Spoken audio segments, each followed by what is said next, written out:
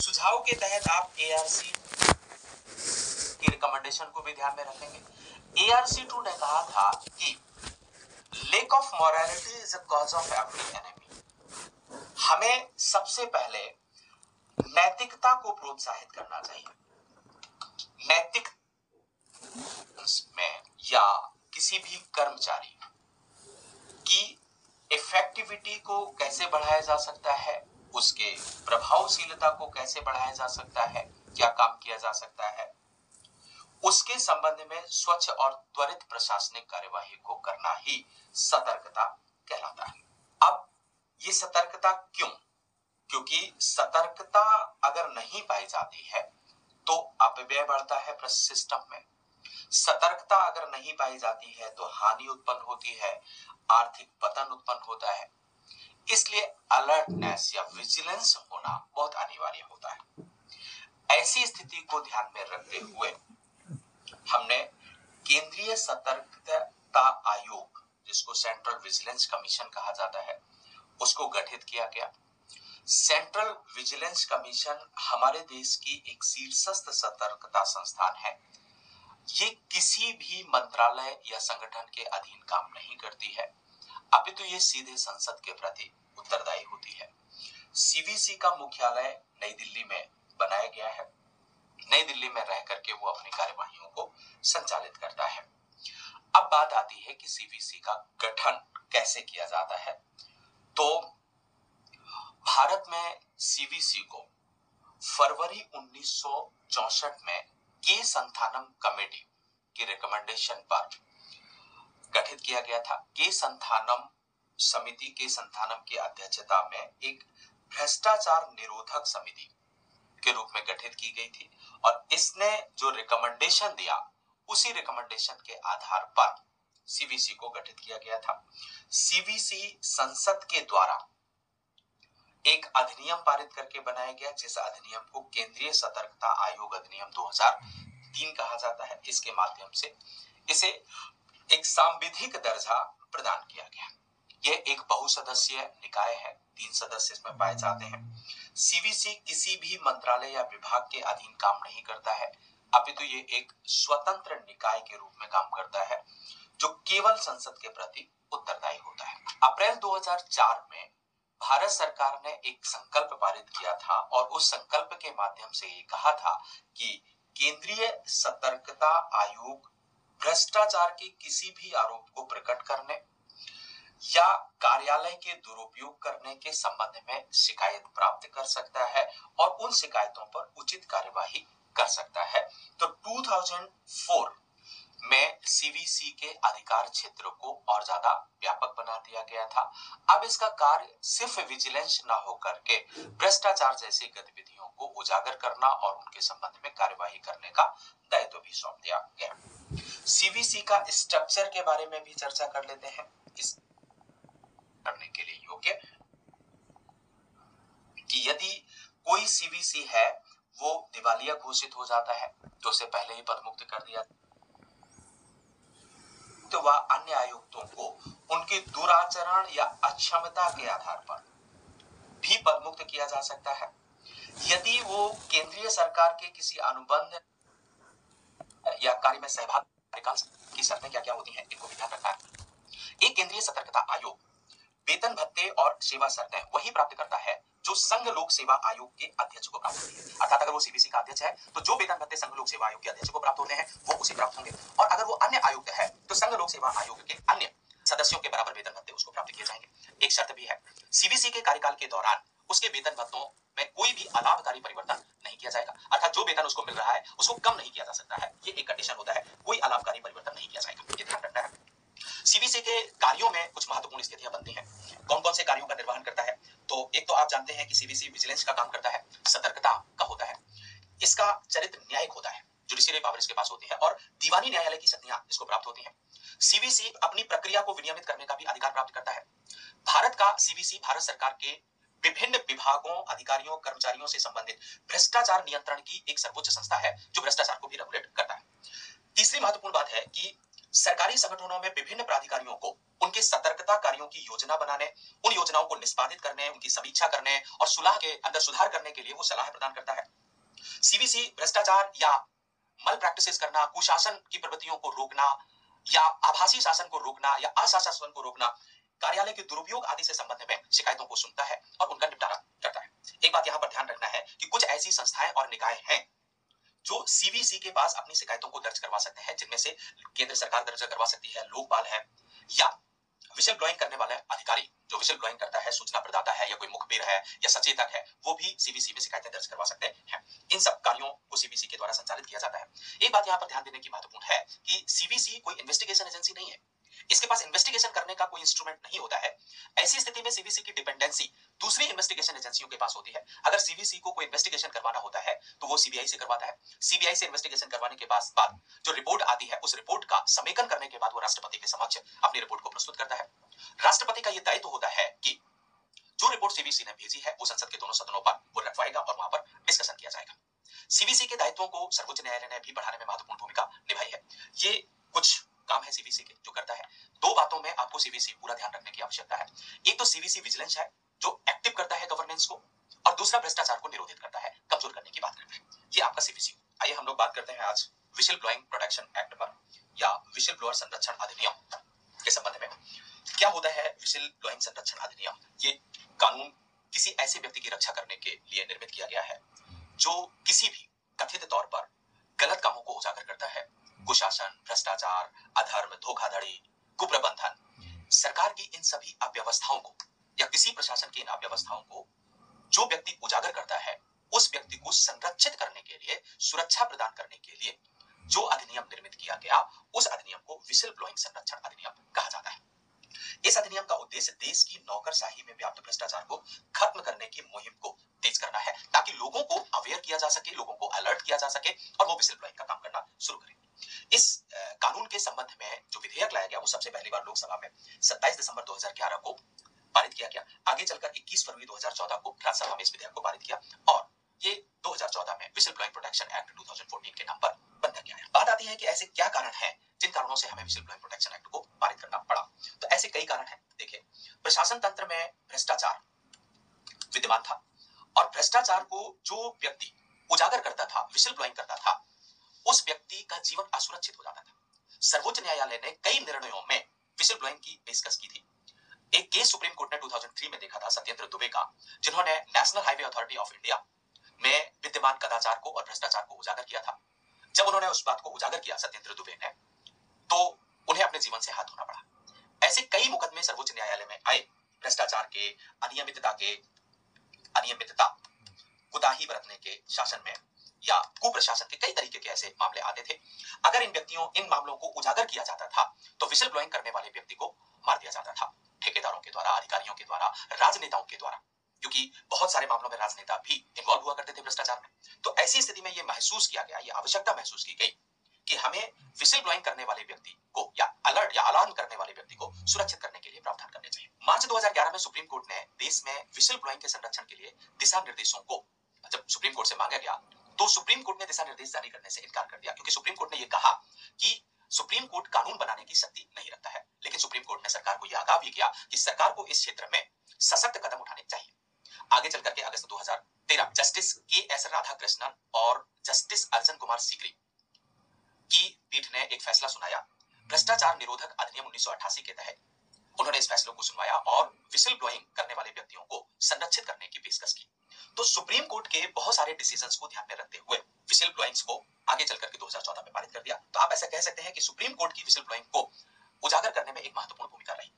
जो we shall blowing protection act लाया गया 2014 में, जो पारित किया गया, बनाया गया, उसकी अनेक विशेषताएं हैं। ये अधिनियम किसी भी लोक सेवक के खिलाफ भ्रष्टाचार या शक्ति के दुरुपयोग या उसके विवेकाधिकार के दुरुपयोग के आरोपों को प्रकट करने वाले व्यक्ति को सुरक्षा प्रदान करता है। जो व्यक्ति उसकी खुलासा करता है उसको सुरक्षित करने के तमाम इंतजाम करने की प्रयास करता है। दूसरी बात, अधिनियम इस तरह की शिकायत करने वाले व्यक्ति को, जो व्यक्ति है, पीड़ित के खिलाफ पर्याप्त सुरक्षा प्रदान करने की पेशकश करता है। अधिनियम सक्षम प्राधिकारी के समक्ष एक सार्वजनिक सेवक सहित किसी भी व्यक्ति को सार्वजनिक हित का खुलासा करने की अनुमति प्रदान करता है। कानून के विभिन्न सक्षम अधिकारियों को विस्तृत रूप से परिभाषित किया जाता है कि कौन सा अधिकारी किस क्षेत्र में काम कर रहा है। उदाहरण के लिए किसी भी केंद्रीय मंत्री के खिलाफ शिकायत करने का सक्षम अधिकारी प्रधानमंत्री होता है। अगर केंद्रीय मंत्री ने भ्रष्टाचार किया है तो प्रधानमंत्री के समक्ष उसकी शिकायत की जा सकती है। हाँ, इस अधिनियम में यह भी प्रावधान किया गया है कि जो भी व्यक्ति विजिल ब्लोइंग करेगा उसकी आइडेंटिफिकेशन का अनिवार्य होना चाहिए ताकि दुरुपयोग ना हो सके, उसकी पहचान करनी चाहिए। गुमनाम तरीके से शिकायतों को नहीं सुना जाएगा। हालांकि जो व्यक्ति शिकायत करेगा उसको संरक्षित करने का प्रावधान किया गया। तो अधिनियम के तहत विजिल ब्लोइंग में अनेक प्रावधान किए गए हैं। अगर यह अधिनियम ठीक ढंग से सक्रिय हो जाता है, काम करना शुरू कर देता है, तो इससे अनेक प्रकार के लाभ प्राप्त होंगे। एक तो भ्रष्टाचार को नियंत्रित किया जा सकेगा। भ्रष्टाचार को नियंत्रित किया जा सकेगा क्योंकि नियंत्रित करने में अवेयरनेस बढ़ेगा। विजिल ब्लोइंग और ज्यादा सक्रिय होंगे। विजिल ब्लोयर सक्रिय होंगे तो नौकरशाहों, राजनेताओं और मंत्रियों का जो भ्रष्टाचार करने में या अनियमितता करने में उत्साह बढ़ा हुआ है, उस उत्साह को रोका जा सकेगा। तो भ्रष्टाचार जैसी गतिविधियों को या अनियमितता की गतिविधियों को निरुत्साहित किया जा सकेगा। ये विजिलेंस का एक सपोर्ट करता है, ये लोकपाल को एक सपोर्ट करता है।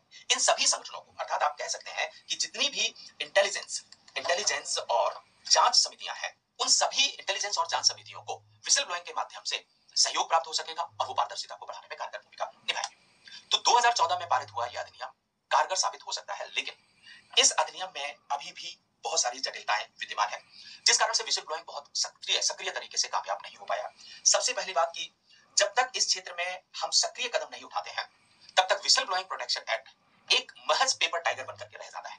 ये कागजों में है, कागज का घोड़ा कहा जाता है इसको। अभी तक व्यवहारिक जगत में ना तो विजिल ब्लोअर्स पाए जाते हैं, ना वो अलर्ट करते हैं, सामने भ्रष्टाचार होते हुए देखा जाता है, लेकिन कोई उजागर नहीं किया जाता है। तो सबसे पहली बात तो हमें ये काम करने की आवश्यकता है कि इसको क्रियान्वित करने के लिए सक्रिय कदम उठाए जाने चाहिए। दूसरी बात है, इस कानून में विजिल ब्लोइंग के लिए किसी भी वित्तीय प्रोत्साहन का काम नहीं किया गया है, और जब तक आप वित्तीय प्रोत्साहन नहीं करेंगे या फाइनेंशियल इंसेंटिव प्रदान नहीं करेंगे, तब तक लोगों का उत्साह इसमें नहीं बढ़ता है। तो हमें वित्तीय प्रोत्साहन की व्यवस्था करनी चाहिए।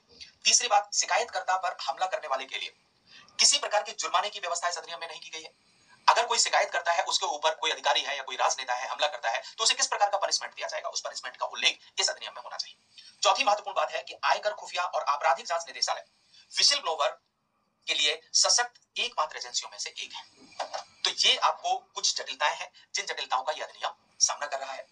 इस विजिल ब्लोइंग पर जो सवाल बन सकता है वो इस तरीके से सवाल बनेगा। हालांकि एक सवाल 2015 में पूछा गया था, लेकिन उस सवाल को आधार बना करके एक मैंने नया सवाल बनाया है, जिसको आपको ध्यान रखना है। यदि विजिल ब्लोअर्स अधिनियम 2014 को सक्रिय कर दिया जाता है, तो हो सकता है कि सुरक्षा प्रदान करने के लिए कोई बचे ही ना समालोचनात्मक मूल्यांकन कर सके। ये एक फिलोसॉफिक अप्रोच का प्रश्न है जो ये कह रहा है, इस प्रश्न को अगर समझा जाए कि अगर विजिल ब्लोइंग प्रोटेक्शन एक्ट को सक्रिय कर दिया जाता है तो विजिल ब्लोअर को सुरक्षित करने के लिए कोई बचेगा ही नहीं। इसका मतलब है कि पूरे सिस्टम में भ्रष्टाचार विद्यमान है, हर अधिकारी, हर राजनेता भ्रष्टाचार में लिप्त है। ऐसी स्थिति में फिर विजिल ब्लोइंग करने वाले व्यक्ति को कौन सुरक्षित करेगा? तो इस प्रश्न के जवाब में आप क्या-क्या लिखेंगे, ये ध्यान रखना है। सबसे पहली बात तो आप विजिल ब्लोअर कानून क्या है ये बताइए। इसके बाद इस कानून की सक्रियता के परिणाम बताइए कि सक्रियता के क्या-क्या परिणाम होंगे। फिर आप बताइए कि अगर कानून को सक्रिय कर दिया जाता है तो भ्रष्टाचार की स्थिति में क्या प्रभाव पड़ेगा। तो हमें भारत में विद्यमान भ्रष्टाचार की भी चर्चा करनी होगी। आप जानते हैं कि ट्रांसपेरेंसी इंटरनेशनल ने कहा था कि दुनिया में 80वां स्थान है आपका भ्रष्टाचार के मामले में, मतलब अव्वल स्थिति रखते हैं। अभी 4 दिन पहले एक रिपोर्ट आई है जिसमें यह कहा गया है कि एशिया में सबसे ज्यादा भ्रष्टाचार भारत में विद्यमान है। तो जब ऐसी भ्रष्टाचार की स्थिति विद्यमान है तो क्या इसका उन्मूलन संभव हो पाएगा, इसको आप चर्चा करेंगे। फिर आप बताएंगे, कुछ सुझाव दे देंगे। सुझाव के तहत आप ARC 2 की रिकमेंडेशन को भी ध्यान में रखेंगे। ARC 2 ने कहा था कि lack of morality is a cause of every enemy. हमें सबसे पहले नैतिकता को प्रोत्साहित करना चाहिए। नैतिकता के अभाव में प्रशासन की सभी बीमारियों का जन्म होता है। नैतिकता के अभाव में ही लोगों के प्राप्त करने की लालसा बढ़ती है। वही प्राप्त करने की लालसा भ्रष्टाचार को जन्म देती है, वही प्राप्त करने की लालसा को प्रशासन को जन्म देती है। तो ARC रिकमेंडेशन कहती है कि हमें अनैतिकता को समाप्त करने का प्रावधान करना चाहिए। अनैतिकता समाप्त हो जाएगी तो नैतिकता उजागर होगी। जब नैतिकता उजागर हो जाएगी तो विजिल ब्लोइंग प्रोटेक्शन एक्ट को ठीक ढंग से क्रियान्वित करने के बावजूद भी उसके रिजल्ट सकारात्मक दिखाई देंगे। इस प्रश्न को आपको ध्यान में रखना है। अगर कोई भी प्रश्न बनेगा विजिल ब्लोइंग में तो वो यही होगा, क्योंकि और दूसरा कोई प्रश्न बनता ही नहीं। तो ये हुआ आपका विजिल ब्लोइंग।